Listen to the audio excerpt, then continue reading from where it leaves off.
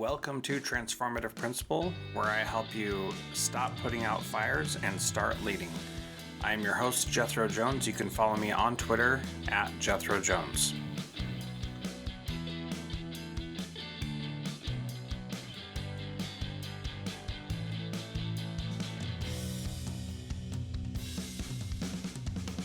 Welcome to Transformative Principal. I am so excited to have Craig Randall back on the program. He was originally on the show in episode, 386? Exactly. I have no idea. Yeah, so we talked about trust-based observations, his book, way back then. That was over 4 years ago. And so a lot has happened since then. He now has his own podcast called 20 Minutes of Teaching Brilliance, on the road with trust-based observations. And what's really cool about this podcast is he basically will watch a lesson, a 20-minute lesson, see somebody doing something cool, and then record a podcast interview with them about it. Anything else you want to say about that podcast? I want to tell you how it started, actually. It is so, Let's do it. as maybe you know, when you finish writing a book, everyone's like, what are you going to write about next? When are you going to write about next? And then when you haven't written a book, you don't know how hard it is. But once you've written a book, you're like, never. But eventually you kind of get over that. And so I'm on the road a lot of weeks of the year, and I'm pretty sure I observe more teachers through the lens of teacher observation than any human being on earth. That's not hyperbole. I really think that's true. And they're 20-minute observations, as you know, and they're unannounced. And of course, you see the whole gamut from stuff that's not so great to stuff that's really amazing. And I was in the UK, almost 2 years ago, and I was at this school, and it was a fifth grade math class. And the teacher had all the kids on the floor, and they all had their mini whiteboards. So they're all doing the problems with her, which, of course, everyone actively involved is great. And they're going over the problems and the different ways kids were able to solve it and having kids come up to the board. And so she does this with a couple of kids with the first problem. And then she says, so if you failed, tell me how you failed. And I cringed, like thinking, failed. But then the most amazing thing happened. All the kids started saying, oh, can I tell you how I failed? Can I tell you how I failed? And they were so excited. And instantly I knew something magical was going on because she had created failure as opportunity. And so we ended up having a reflective conversation afterwards. And she believed in this so much that she had really trained the whole school, and the whole school's culture was about that. And then I thought, wow, I know it could be a book where you could have a yearly series and these teachers write about it and I just edit it. And then we have a mutual friend, Mike Caldwell, who is a great guy, and he comes with great ideas, but they always add extra work. So I kind of love and hate Mike at the same time, but I love him. And so I tell him the idea and he says, Craig, no, you need to make it into a podcast. So that's how it came to be 20 Minutes of Teaching Brilliance. And we're on the road and I'll see 20 minutes where I'm like, oh my gosh, that's so amazing. And so we get on and we kind of riff like you and I are doing now for 30 minutes about what they're doing that's really cool, hoping that other teachers can learn from it and grow their own practice. Yeah, and people definitely can. The podcast is doing well, and it is valuable. And because I'm in this unique position where I get to see many different podcasts because of the B Podcast Network, and I get to see how different shows are doing, it's been really interesting to see where different shows are performing compared to others. And shows like yours, like Gene Tavernetti's Better Teaching Only Stuff That Works, are doing really well because people want to improve and are looking for more ways to support their own growth and development. And that is really amazing and exciting when that happens and you get to see that. Don't worry, we can edit out that dog barking. Sorry, I'm going upstairs. It's all good. So you mentioned the hurdle of writing, and you have a book and you're like, man, I don't ever want to do that again, even though I know I can do it. So I've written 2 books and I'm now working on my dissertation, and I'm feeling that same big mountain in front of me that I know I got to get done. I know that I can do it, but it's still overwhelming and frustrating to think like, when am I going to find the time? How am I going to make this work? But you just got to do it. And so Any advice for me on that front while I'm thinking about that piece? Man, writing is hard. Like even when you know it, even when it's like I somehow accidentally developed trust-based observations, and so like it was just taking it from my mind to paper. But man, it's hard, especially when you're like putting date, like with your dissertation, you have to combine research into your Yeah, writing in a smooth way. That's a little more academic than my writing, but I think combining your own words with research is hard. It's super hard. And so I'm not sure it's doing it every day. And yeah, it's like when I wrote the trust based observations, it was I went to a coffee shop Monday through Friday, and I couldn't write 8 hours a day, but I would go from about noon to 5, noon to 6, and I went and some days I'd get a paragraph, and some days I'd get 3 pages, yeah, but I went every day, and I really think that that really factored in. And something that I've discovered recently, and I think I've always known it, but like we process when we're in sleep, our mind is resetting and it processes. And you ever wake up at 3 or 4 and you've got that idea? yeah. Yeah, I get that. And I've had that. And oh my God, I can't tell you how many times, probably thousands of times in my life. I'm like, oh, I'll remember that when I wake up. Nope. Gone. And so one of the things that I've gotten way better at is now I if it's 3:30 or sometimes I can just speak it into my phone real quick and remember it. But then sometimes the the motor just starts spinning and now I just get up. And now I've been Yeah, trying to find a way. I'm not as great as I want, but like I find like 5 to 8 a.m. for me, and it's just maybe my own bio clock. Like I find that is when I'm most on fire. Um, yeah. yeah, Yep. So I'm glad you mentioned that because one of the things that I've done, uh, so I'll tell you how I wrote my other books, which is not typical, but it worked for me. Is um, I've had many times where that idea comes and I wake up at 1 or 2 or 3 in the morning and then I just go start writing yeah. and my wife is like, "What happened? Where'd you go?" I was like, "I just had this thing and I needed to The get it out." force So was that definitely driving me. that's right. So the way that I wrote my books is that I condensed it down into these weekend retreats where I would spend 5 or 6 days broken up, and I would crank out 10 to 20,000 words per day, and I just said this is all I'm doing, and I would just do it. And on my first book, I really just I had the ideas and I'd been thinking about it a long time. My second book, I spent a lot of time planning and preparing, so I had like outlines of what I knew I needed to write about and different points that I wanted to hit, and then I just banged it out. And I found a journal the other day where I wrote down what my goals were for my writing, and it was really fascinating because I was like, my goal was to write 10,000 words today, and I got 11,000, Are and you kidding me? like, yeah, it was crazy, and I was all by myself, and at one point the internet went out, so I couldn't do anything else. I had no distractions. It was the best The thing ever. bonus. Yeah, exactly. Like Yes. throw that phone away. Uh huh. Yeah. Oh, it was so good. So Wow. anyway, But then, you know what I the point appreciate too is that. though is that like everyone's process is going to be a little bit different. Exactly. But I do know this: if you don't do something or record that idea in the middle of the night, you will lose it. And Yes. so Yep. often it's gold, and sometimes it's Yep. lost gold. And Yep. so that one I know for sure. Whatever your style is, but man, writing is. Yeah. I mean, I love it when you're in that zone and you like all of a sudden you look up and it's been 40 minutes. And sometimes it's just been Yeah. refining one paragraph, but you're like so in it, like the rest of the world didn't even exist. Like that's kind of a cool thing, that flow It. state or whatever that they talk Yeah. about. Yeah. It really is.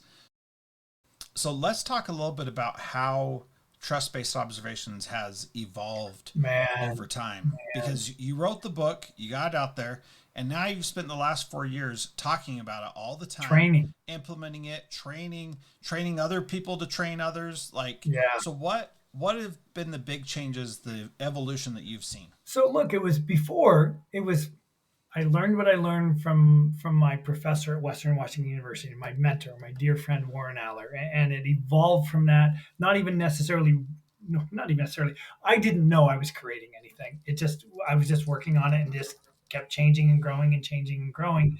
Mm-hmm. And then about 16, 17, somebody said, you need to protect your work. And that's when I finally started to realize, oh, maybe there was something more here. And it evolved and evolved and evolved. But so before, though, it was just me practicing it with my teachers. One or two times I had an assistant principal with me. So I was just, all I had was my own schema. And so then you get out there every week and you're training school leaders on it, training principals on it, and you learn things every single week. Like I always say, like, one of the things with trust-based observations is, like, I want to contrast maybe a coaching model where when you're doing an instructional coaching model, oftentimes when that coach is working with the teacher, it's like, what do you want to work on? And I think what we really talk about is that we all have blind spots, though. So if we leave it just to that model, they might not choose the thing that could have the biggest impact on improved teaching and learning. And so, one of the things that I'm able to say, which I think adds more value to the importance of that, is that every single week, every single week when I'm training, I learn something new that modifies trust based observations in a little way. Somebody like Mike Caldwell, our good friend, when we trained him, we have an area of the form called working memory. It's about cognitive load capacity, and we timestamp it. And then we would list what the activity was, and there's a timestamp column on the right hand side, and then you list what the little reflection and processing activity is.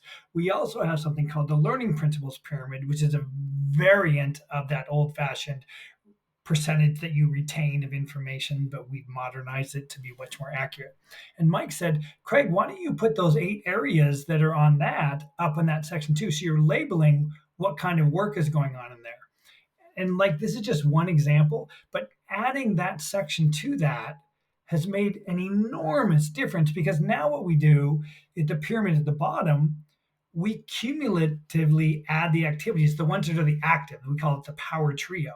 And if you spend more than half the time, 11 or more minutes in that, because research shows when you're doing active learning, you're going to retain and learn the most and learn with the most depth. When it's 11 or more, rewrite the total minutes to highlight, look, you've spent this much time out of 20 minutes in there. Like, that idea never would have happened on my own. And I'm the guy that developed it. I have blind spots, right? So I learn every week with blind spots, and it makes trust based observation so much better. And Yeah. like, that's just one example. Yeah. So I think that that's a really good example because it's evolving the form and the process also, but doesn't necessarily require new training to Not that understand part. it, I mean, right? I'll send updated versions of the form, and I'll explain it, or say we can jump on a Zoom and do that. Yeah, that part doesn't cause new training at all. But Yeah. like, but here's another thing that's evolved is, so like, the training is super intense. It's 40 hours on site at your school, practicing with your teachers 12 to 14 times over the course of the week. And it's in line with research on mastery that says you need to practice something 6 or 7 times to really master it. It's because we want it to be so when we leave, you're only going to get better at it. Jim Knight recently put out something on workshops and professional development. He said, like, these one-off things like this that we go to a conference in an hour, like, we oftentimes don't remember it. It needs to be continuing. And so because we feel like we're living that, we're really proud of that. But at the end of the week, we talk about the other pieces that aren't the actual observation piece. So there's two big pieces with that. There's more than that, but two that we talk about. One is in year 2, for the 9 areas of pedagogy, we tap into our in-house experts to have monthly professional development led by in-house experts, and the teachers get to choose one of those areas to work towards mastering in that year. So we're giving them support in that. We ask a follow-up question about that. And the other area is, we don't offer suggestions. There's exceptions, like with new teachers who are struggling with professional with classroom management, but we don't offer suggestions until the 4th visit, because we haven't built up enough trust. And it takes time to fill that jar with trust marbles. And we find the 4th time works. And so we talk about that on Friday afternoons, but they're so, what I didn't realize at first is they're so overloaded with what I've been doing, what we've been doing together for the 40 weeks. They're really doing a 5 credit semester class in one week. Is that they were not really implementing that asking permission to offer a suggestion piece, because that's the other piece on the 4th visit. And we do it with that piece, I'm just going to tell a little bit more about that because I think it's important. Is like oftentimes as principals, we will say, "Hey, I want you to get better at that," and just leave it like that, or we'll say, "And here's an article," or maybe best case scenario, I'll send you to a workshop. But like what I always say to that is like there's a huge hypocrisy between what we expect teachers to do with students and we do as principals with leaders. And so Yes, I talk about that all the time. Yes, I exactly. agree. So we want it to be close to the same. And the example I always use is we would never say to a third grader, "Hey Jethro, those multiplication facts need work. Here's a multiplication table. I'll see you in a month." Right? We would never do that, but that's kind of what we tend to do. And so now what we do, our lens is always which one of those 9 areas would have the biggest impact on improved teaching and learning if I help that teacher in that area. So let's just say it was that working memory section where they wanted to add the reflection and processing activities. So we always say we want you to ask permission to offer suggestions because when you ask, they're not being told and they're way more receptive. But then we'll open up one of the things about our observation form, Jethro, and anybody can go to the website and click to get that, by the way, is that it has hyperlinks for each one of the 9 areas that has actionable articles and book recommendations. So we pick out an article that maybe has, there's one article that has 78 different activities that could be these reflection processing activities. And then we're going to say to the teacher, after we ask permission to work on this area, and they always say yes, say, like if you're going to choose 6 or 8 of these that really resonate with you that you could do as the 2-minute processing activities with your kids, what would they be? And then we're going to say, okay, so if you were going to just practice this with one of your sections or lessons or preps, which one would it be? Let's pull up that lesson.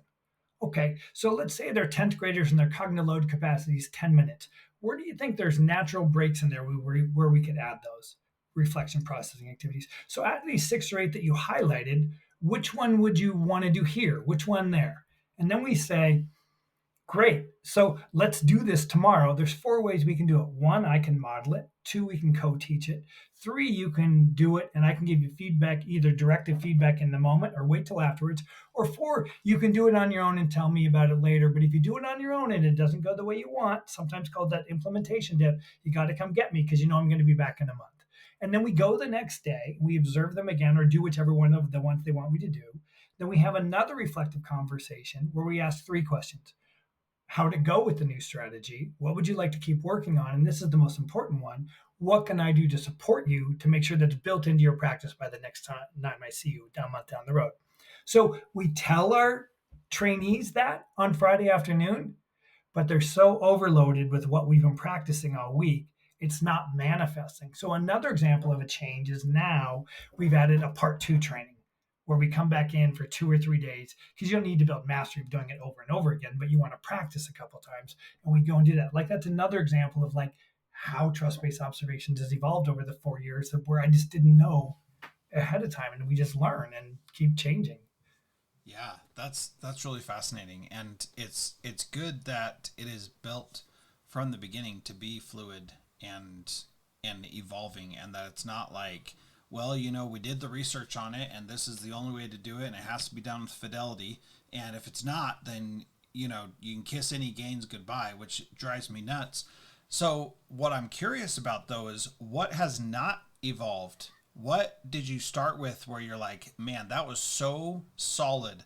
I am I was seeing the future when I wrote that, and what hasn't changed that you think is still incredibly valuable? Well, I'm not going to give myself that much credit for seeing the future, but I would say that the 9 areas on the form and the learning principles, like just it's core practice areas, so those haven't changed at all.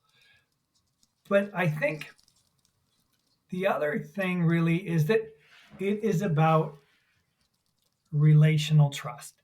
Like the research from the Trust in Schools people says that relational trust is central to academic improvement. Without that piece being there, it doesn't really matter what we do, we're not going to see improvement. Which is why the traditional models, when you rate pedagogy, don't work because that erodes trust.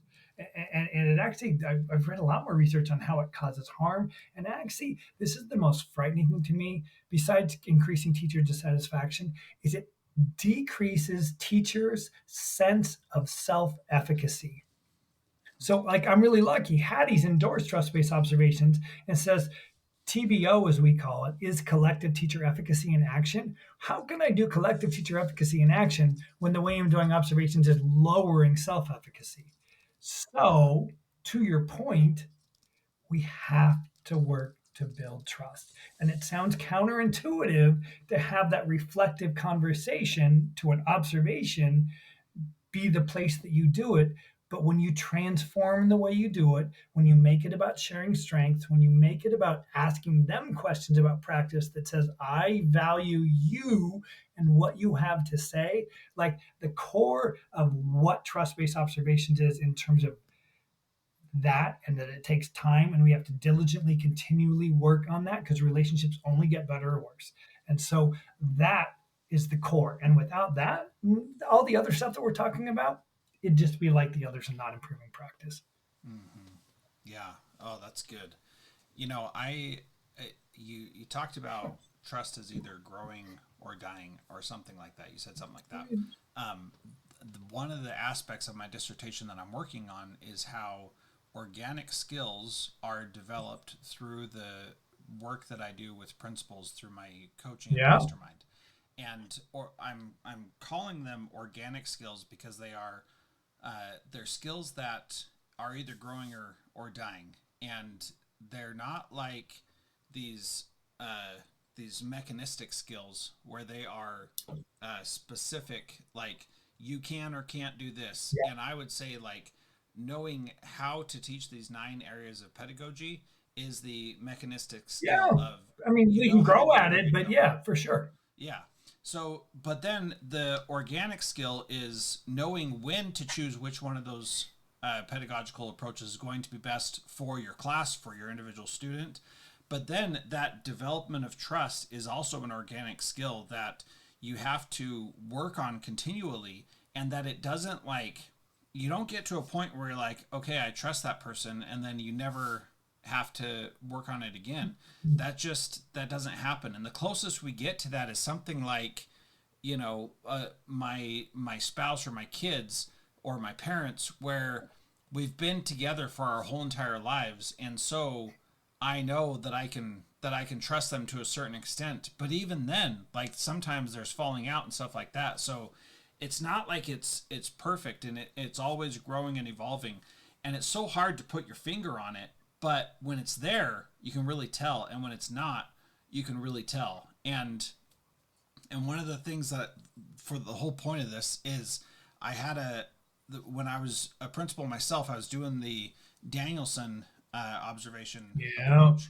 and everybody gets rated with a number. And one of my teachers, when she retired, she said, "Sincerely, so and so," and then she put her number in her retirement letter, which was such a kick to the stomach that that's how she perceived I saw her, as just a number. And I can't say she was wrong. Like, I sucked at that time, and so that, It like, I also put her in that position. those models create deficit thinking Yeah. against your own best intentions. They do. Wow, wow, wow. Yeah. I've go ahead. Well, I was just going to say, and what that taught me was I've got to do this differently. And that's why when I read trust based observations, I was like, well, this is what it is. This is the way to do it, because you've got to build these feelings of trust first, and then you can say whatever you want because the trust is there, and you can say like, this is an area where you need to improve without it destroying them, because they're like, oh, you care about me and you trust and you ask for permission. I'm asking for this feedback, therefore we're all good. It's really interesting. We wait till the fourth visit to offer suggestions. And I'll tell you how it first happened. And it's backed up by Brene Brown's research, which I'll talk about in a second, too. But my very first year as an assistant principal, I started doing, I didn't know it was trust based observations, but what I'd learned in my supervision class, which is basically the basics of trust based observations. And I had teachers my very first year, old and new, say, "Oh, you're the best principal I ever had." And I didn't know anything about what I was doing as a principal, except I knew how to do trust based observation, what is now trust based observations. And teachers so appreciated having strengths shared with them. It was so foreign to what they were doing. They so appreciated that we started by asking them what they thought about what they were doing instead of telling that that's what they said. And so I didn't get feedback at first for a lesser reason and then the real reason. The lesser reason was I knew even seeing them as much as I was once every 3 to 4 weeks, that was still 1% of the time. So what if I offered a suggestion on something they were good at, but I hadn't seen yet? I knew that would be bad, just intuitively. But the real reason, Jethro, was I'd have these teachers say these really, really nice things about me. And I was afraid if I started offering suggestions, they wouldn't like Ah, me anymore. And so the third and fourth round through at this school, well over half the teachers at the end of the reflective conversation said some version of, okay, okay, okay, but what can I get better at? And I didn't know until way, way later when I realized I had something because we'd waited, trust had built. And Brene Brown talks about vulnerability, risk taking, and trust and the connection between them. She says vulnerability is not a bad thing in and of itself. I look at it kind of like the amygdala. If it kind of tells us if something's wrong. So if our sense of vulnerability is too high, that maybe means something's off. And so she says the way we lower vulnerability to get people to take risks is by building trust. And so, really, I think what's happening during those first 3, 4 times that we're talking about now that we've waited, and she gives this analogy of you think of a jar, and every action you take is putting a marble in the jar. And the reflective conversation is all about all these highly specific actions that we take and strengths that we share that are marble, marble, marble in the jar. And what we think happens is by the end of the fourth visit, that jar is full. And some people it takes a little longer because maybe they've had traumatic experiences before. But that's how that whole piece has come together, related to trust, relational trust, and relationships. And when that's there, exactly like you're saying, they want to grow, but they feel safe now. And they know, and Jethro, I think I've told you this before, but it's been a while. We tell the teachers literally, here's the goal of trust based observations. It's for anybody in our building that does observations to build enough trust with each one of you so that any one of us can come into your class, observe you, see you trying something new, and even though it's highly unlikely, have that thing you're trying be a train wreck. But as opposed to that traditional observations, that Danielson, that Marzano, that whatever, because they're all basically the same if you rate pedagogy, where you'd be freaking out thinking, oh my God, this can't be happening to me today. You won't be worried with trust based observations when we're in there or when we leave, because you know the next day when I come into your classroom, the first thing I'm going to say is, Jethro, I love that you were trying something new. It's not always going to work the way we planned, high five or fist bump. And then we just say, because when we created those conditions, what's going to happen? You will persist in taking risks. So will every teacher in our building. And that means we're going to grow individually, collectively, and do our most important job, improve teaching and learning. And that's what this is all about. It's not rocket science. yeah, yeah, absolutely. And I saw that myself when I also, not knowing about trust based observations, had a teacher say, I'm doing something brand new. Do you want to do my evaluation observation today? Mhm. And I was like, yeah, let's do it. But that's not what people usually say to me, teacher. And she was like, well, I know you're going to help me and help me be better. And I know that the final score on that doesn't really matter. What matters is Yeah. what I do in the classroom every day. And that was really powerful to me to see that it is possible. Well, Craig, this has been awesome chatting with you. Thank you again for being here. 20 Minutes of Teaching Brilliance on the Road with Trust-Based Observations is his podcast. You can find a link to it in the show notes at transformativeprinciple.org. You can also hear his latest episode with me, which was 4 years ago. But here's the other cool thing we didn't even get to talk about is somebody did a dissertation on trust-based observations. Valerie de Humbo, I said her name poorly because I don't speak French, and she corrected me on the podcast. I said it right once when she was there, but you can go check that out. Also, that is in the show notes as well at transformativeprinciple.org. And while you're there, sign up for my newsletter. I'm doing some really cool stuff with that, and I'd love to have you. Thanks so much, and Craig, thanks for being part of Transformative Principle. Jethro, thanks so much. And I just have to say really quickly, wow, what an honor to have somebody do a dissertation on your work. I know. So, anyway, thanks a million. I appreciate it. Yeah, awesome. Thank you. We'll see you.